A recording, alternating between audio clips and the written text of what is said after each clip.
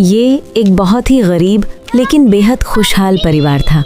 कच्चा घर, टूटी छत, पर दिलों में ढेर सारी खुशियाँ। 2 मासूम बच्चे और उनका सबसे प्यारा दोस्त शेरू। शेरू सिर्फ एक पपी नहीं था, वो बच्चों की हंसी था, उनका खिलौना था और उनकी छोटी सी दुनिया का सबसे मजबूत सहारा भी। लेकिन कहते हैं ना, खुशियों को ज़्यादातर किसी की नज़र लग जाती है।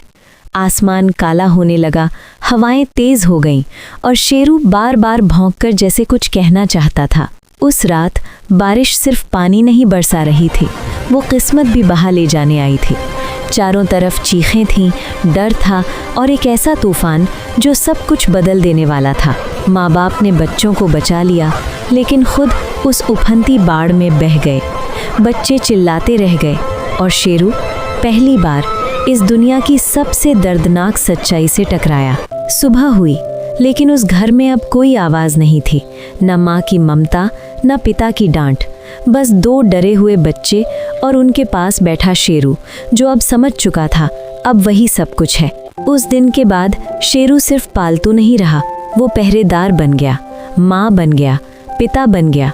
रात भर जागता बस इसलिए कि बच्चे सुरक्षित सो सकें। भूख ने शेरू को कमजोर नहीं बनाया, बल्कि जिम्मेदार बना दिया। कभी चाय बेचकर तो कभी लोगों की दया से वो बच्चों के लिए हर रोज लड़ता रहा। ठंडी सुबहें, थकी हुई टांगे, लेकिन आंखों में एक ही सपना, बच्चों की पढ़ाई। शेरू को खुद अक्षर नहीं आते थे, पर वो जानता था शिक्षा क्या होती है। जिस दिन बच्चे स्कूल की वर्दी में निकले, शेरू की आंखों में चमक थी, जैसे कह रहा हो, मैं जीत रहा हूँ धीरे धीरे। वक्त बीतता गया, बच्चे बड़े होते गए और शेरू हर दिन थोड़ा और थकता गया, लेकिन उसने कभी हार नहीं मानी। अब शेरू बूढ़ा हो चुका था, चलते चलते रुक जाता, लेकिन बच्चों को देखकर उसकी पूंछ आज भी हिल जाती थी। जिस दिन बच्चों ने अपनी मंजिल पारी, डिग्री हाथ में थी, सपने पूरे हो चुके थे और उस जीत के पीछे एक कुत्ते की जिंदगी छुपी थी। आज शेरू चल नहीं सकता था, लेकिन जिसने जिंदगी भर उन्हें चलना सिखाया, आज वही उनका भगवान था।